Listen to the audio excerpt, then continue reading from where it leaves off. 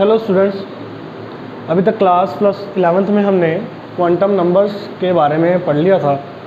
तो हम अब क्वांटम नंबर से रिलेटेड ही कुछ क्वेश्चंस पढ़ेंगे, ठीक है। तो उसके बाद आज का नेक्स्ट टॉपिक पढ़ेंगे।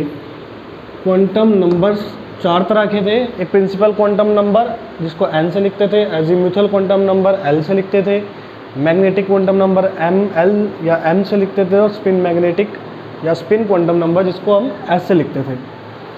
तो क्वांटम नंबर्स के कुछ क्वेश्चंस देखते हैं। पहला क्वेश्चन क्या है? फर्स्ट क्वेश्चन क्या है आपका? How many number of electrons are present, ठीक है, कि कितने इलेक्ट्रॉन्स प्रेजेंट है ये बताने हैं। किसके अंदर? व्हेन n = 4, ठीक है। पहला क्वेश्चन ये है, इस पहला पार्ट इसका यही है। सेकंड, इसका फर्स्ट पार्ट ये है बच्चों, ठीक है। और इसका सेकंड पार्ट है जब n की वैल्यू 4 हो और l की वैल्यू हो 0। थर्ड क्वेश्चन है when n = 4 l = 2। Fourth question है l की वैल्यू ही दे रखी है सिर्फ 1।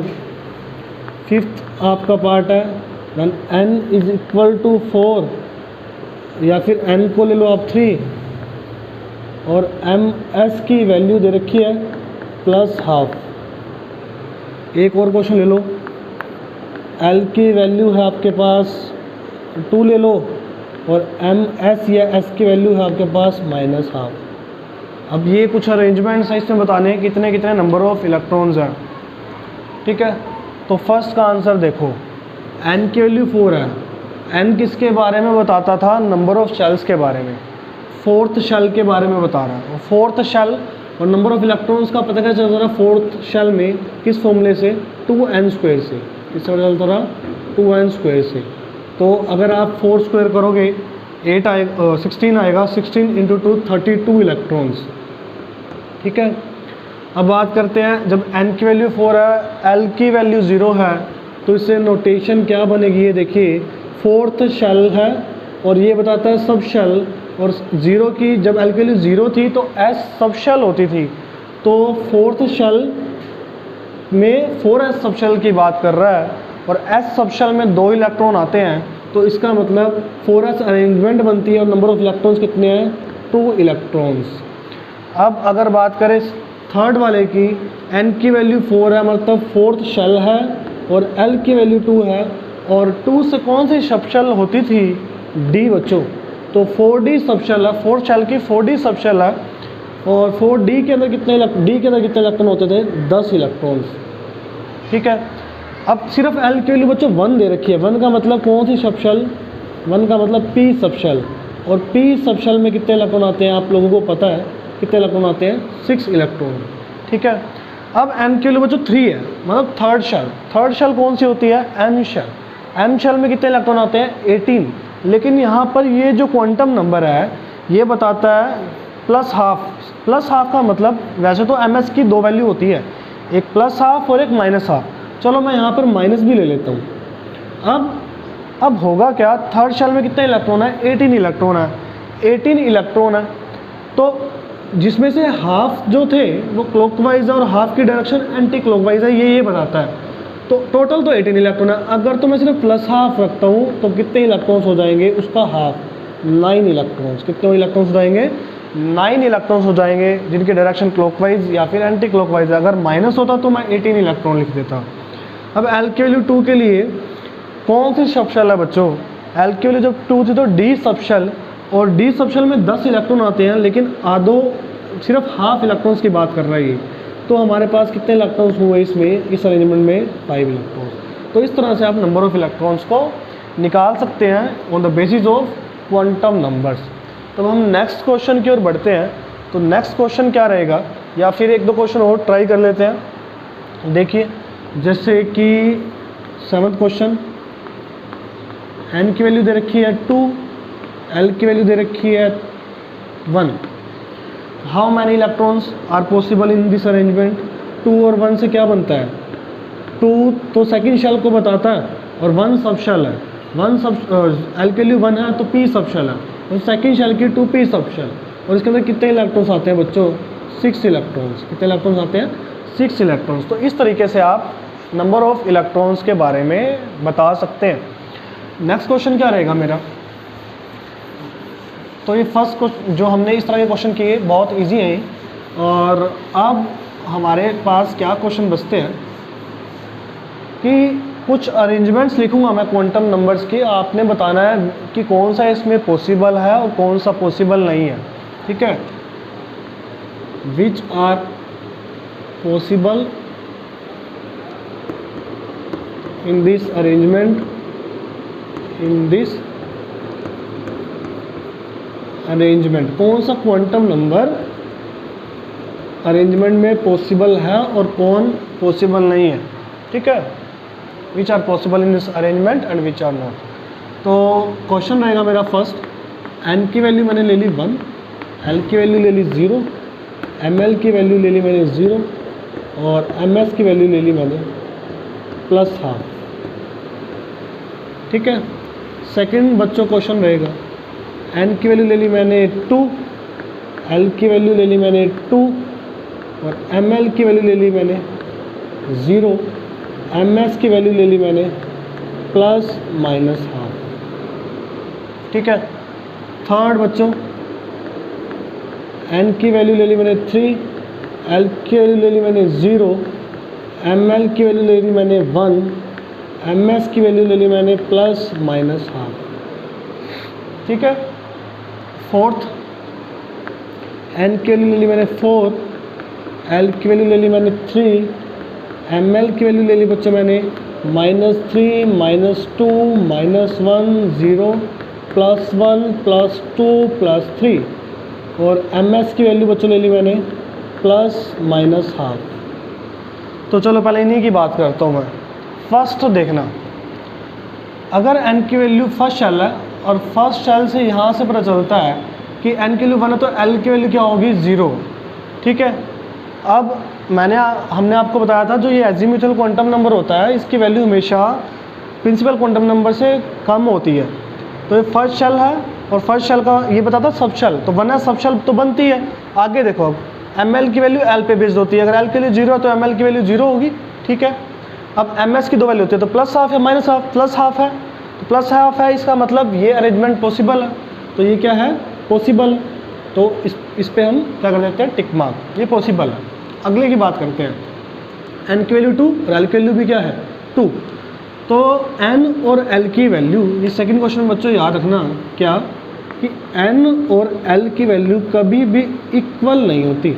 n और l की वैल्यू कभी भी इक्वल नहीं होती क्योंकि l का फॉर्मूला होता है n-1। l क्या है बच्चों? एजीम्यूथल क्वांटम नंबर, अगर आपको याद हो तो ठीक है। तो l और n की वैल्यू कभी सेम नहीं होती, मतलब अगर तो n की वैल्यू 2 कह रहा हूँ और l की वैल्यू कितनी कह रहा है? 2।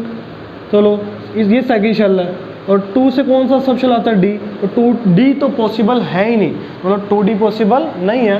तो इसका मतलब सेकंड जो अरेंजमेंट है वो पॉसिबल नहीं है, तो क्रॉस कर दिया। थर्ड पे आ जाओ, n की वैल्यू 3 है 0 ठीक है 3s, लेकिन ml की वैल्यू l पे बेस्ड होती है। ml की वैल्यू क्या होती है? -l से +l के बीच में। अगर l की वैल्यू 0 है तो 0 आनी चाहिए, लेकिन 0 नहीं है, तो इसका मतलब ये रेंज में भी पॉसिबल नहीं है। आगे चलिए, n की वैल्यू 4 है, l की वैल्यू बच्चों कितनी है? 3 ठीक है। ml की वैल्यू कितनी है?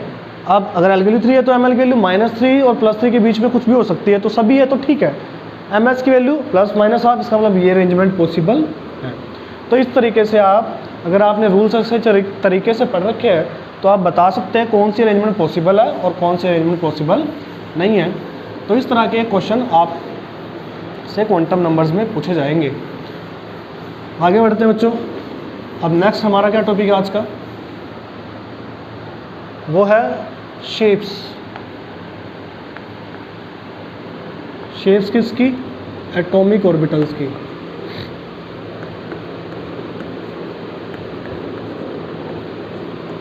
ठीक है। अब अगर हम ये शेप्स पढ़ रहे हैं एटॉमिक ऑर्बिटल्स की, उससे पहले आप क्या पढ़ लें, आप पढ़ लें नोडल प्लेन के बारे में, या नोड्स जिसे नोड बोलते हैं, ठीक है। नोडल प्लेन क्या होता है? वो एरिया न्यूक्लियस के अराउंड जहाँ पर इलेक्ट्रॉन को फाइंड करने की जो प्रोबेबिलिटी होती है वो कितनी होती है? 0। दो नोड बोलते हैं उसे, जहाँ पर इलेक्ट्रॉन मिलता ही नहीं है, ठीक है। तो क्या बोलते हैं उसे? नोड बोलते हैं। और नोड निकालने का फॉर्मूला क्या होता है? n-1। नोड दो तरह के होते हैं, ठीक है। तो ये फॉर्मूला रहता है। तो अब तो शेप ऑफ एटॉमिक ऑर्बिटल की बात आ रही है, तो सबसे पहले कौन से ऑर्बिटल की शेप की बात कर रहे हैं? s ऑर्बिटल की, ठीक है, इसकी s ऑर्बिटल की। अब जो s ऑर्बिटल होता है, इसके अंदर जो नोड्स निकालने का फॉर्मूला होता है वो क्या रहता है? वो रहता है बच्चों, अगर नोड्स निकालने हैं तो n-l-1 भी होता है या फिर n-1 भी होता है, तो n-l-1 ले लो नोडल प्लेन निकालने।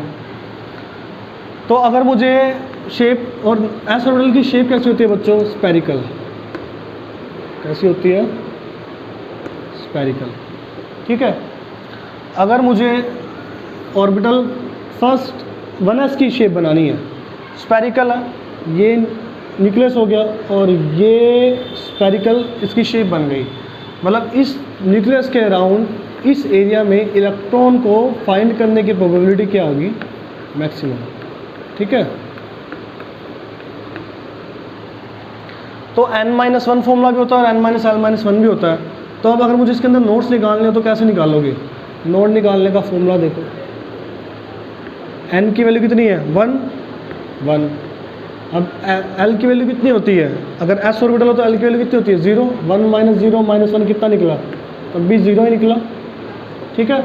चाहे तो आप नोड्स निकालने का फॉर्मूला ये यूज़ करें, चाहे आप ये नोड निकालने का फॉर्मूला ये भी होता है n-1, ठीक है। तो यहाँ पर l का कुछ काम ही नहीं है, तो n-1 ये फॉर्मूला आप याद रख लो। तो मतलब इस ऑर्बिटल में 1s, फर्स्ट शेल के 1s ऑर्बिटल जो है, इसके अंदर कोई नोडल प्लेन नहीं है। अगर बात करूँ 2s की, शेल बढ़ गई, शेल बढ़ गई। अगर शेल बढ़ती है तो शेल बढ़ने से क्या होता है? ये s ऑर्बिटल का साइज़ भी बढ़ता है। देखो अब कैसे, अब 2s का ऑर्बिटल कैसा हो जाएगा? ये तो 1s के लिए हमने बनाई थी, न्यूक्लियस के चारों राउंड वो एरिया जहाँ इलेक्ट्रॉन को फाइंड करने की प्रोबेबिलिटी मैक्सिमम है। अब ये देखो, अगर मैं 2s के लिए नोडल प्लेन निकालूं, ठीक है, तो नोडल निकालने का फॉर्मूला क्या होगा? ये नोड्स n-1, n की वैल्यू कितनी है? 2, और 2 में से 1 माइनस करो, कितने नोड आएंगे? 1। मतलब एक नोड है, एक ऐसा नोड जहाँ पर इलेक्ट्रॉन को फाइंड करने की प्रोबेबिलिटी 0 है। तो वो नोड ये है, ये वो नोड है, नोडल प्लेन है, जहाँ पर इलेक्ट्रॉन को फाइंड करने की प्रोबेबिलिटी क्या है? ये वाला एरिया 0। लेकिन इस एरिया में इलेक्ट्रॉन को फाइंड करने की प्रोबेबिलिटी क्या है? मैक्सिमम, ठीक है। इस एरिया में इलेक्ट्रॉन को फाइंड करने की प्रोबेबिलिटी क्या है? मैक्सिमम, ये बात याद रखना। तो 2s में कितने नोडल निकल गए? एक नोडल प्लेन 2s के अंदर आ गया। तो 3s में कितने आएंगे? 2। इस तरह से नंबर ऑफ नोड्स बढ़ते जाएंगे। जैसे जैसे प्रिंसिपल क्वांटम नंबर बढ़ेगा, शेल बढ़ेगी, वैसे वैसे साइज़ भी ऑर्बिटल का बढ़ता जाएगा। तो ये है हमने s ऑर्बिटल की शेप के बारे में डिस्कस किया। तो अब आगे किसके बारे में डिस्कस करते हैं? p ऑर्बिटल की शेप के बारे में।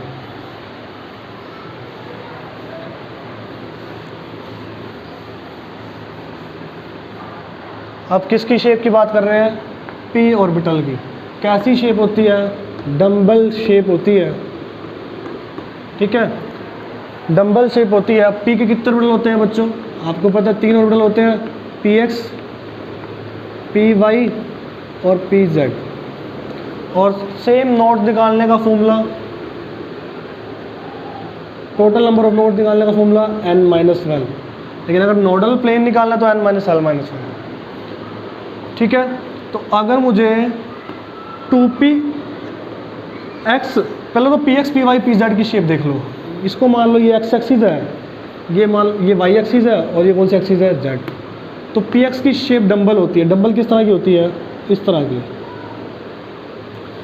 ये क्या है? लोब्स हैं, इन्हें क्या बोलते हैं? लोब्स, ठीक है। कितने लोब्स हैं? देयर आर 2 लोब्स, जहाँ पर इलेक्ट्रॉन को फाइंड करने की प्रोबेबिलिटी मैक्सिमम है इस एरिया में अलोंग द एक्सिस के अलोंग। तो ये किसकी शेप है? पी एक्स की। अब ये वाई एक्सिस है, वाई एक्सिस पे इस तरह का जो है शेप बनेगी। ये किसकी शेप है बच्चों? ये पी वाई की, ठीक है। और ये किसकी शेप बन जाएगी फिर? पी जेड की, ठीक है। तो अगर मैं कहूँ ये 2px की है, ये शेप है 3py की, और सॉरी चलो 2p बोल दो इसको भी अभी, और इसको 2pz। तो अगर मुझे नोट्स निकालने हो इन सब के, चाहे 2px का नोट निकालो, चाहे 2py का, चाहे 2pz का, कैसे निकालोगे? नोट निकालने का फॉर्मूला क्या होगा? n-1, n की वैल्यू कितनी है? 2 - 1, सॉरी नोट तो 1 आएगा और कितना आ जाएगा? 1। अगर नोडल प्लेन और एंगुलर नोड अलग अलग होते हैं, मैं टोटल नंबर ऑफ नोड ही बता रहा हूँ आपको, ठीक है। तो अगर मुझे ये तो 2px 2py 2pz, अगर मुझे 3p की निकालनी शेप बनानी है, 3px 3py 3pz, shape same रहेगी। लोब्स को आप थोड़ा सा बड़ा कर सकते हैं, ठीक है। तो ये किसकी शेप होगी? 3px की। ये किसकी शेप हो गई? 3py की। थर्ड शेल के 3py ऑर्बिटल जो है थर्ड शेल में, ये किसकी शेप हो गई? 3pz की। लोब्स कितने हैं? 2 लोब्स हैं, डंबल शेप है। इलेक्ट्रॉन को फाइंड करने की प्रोबेबिलिटी अलोंग द एक्सिस इन्हीं एरियाज में है जहाँ पर ये लोब्स बन रहे हैं, ये बात याद रखिएगा। अब इसके नोट्स निकालने का फॉर्मूला सेम, n-1 मतलब 3 - 1, टोटल नंबर ऑफ नोट्स कितने निकले? 2, ठीक है। तो अब आगे बढ़ते हैं किसके बारे में? Shape of D orbital. P orbital की डबल शेप होती है, अब किसकी? D orbital.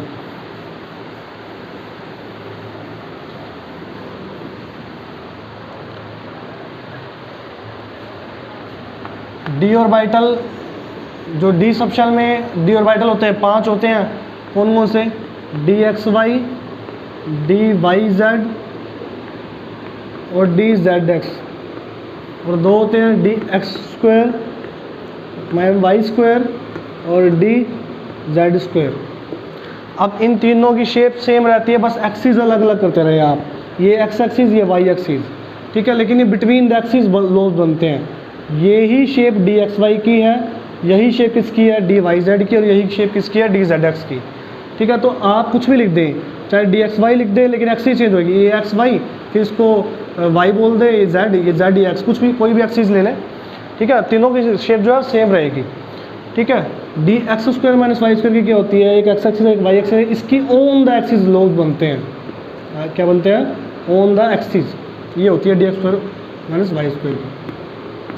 D Z square की शेप होती है कुछ इस तरह की, और यहाँ पर एक इस तरह का एंगुलर नोड होता है, ठीक है। तो अगर मैं कहता हूँ 3dxy की है, ये 3dxy 3dy z 3zx, ये किसकी है? 3dx square minus Y square, ये किसकी है? 3dz स्क्वायर की। या 4 लिख दो तब भी शेप सेम रहेगी, 4dxy 4dx square minus Y square 4dz square. बस नोट्स बदलते रहेंगे। अब नोट्स निकालने हैं तो कैसे निकलेंगे? 3 - 1 कितने नोट्स निकलेंगे? There are 2 nodes. ये कहाँ कैसे प्रेजेंट है नोट्स उसको छोड़ दो, जब याद रखो नोट्स इस तरह से निकलते हैं। तो इस तरह से एस पी डी हमारे पास ऑर्बिटल्स की शेप को इस तरीके से हम पढ़ चुके हैं।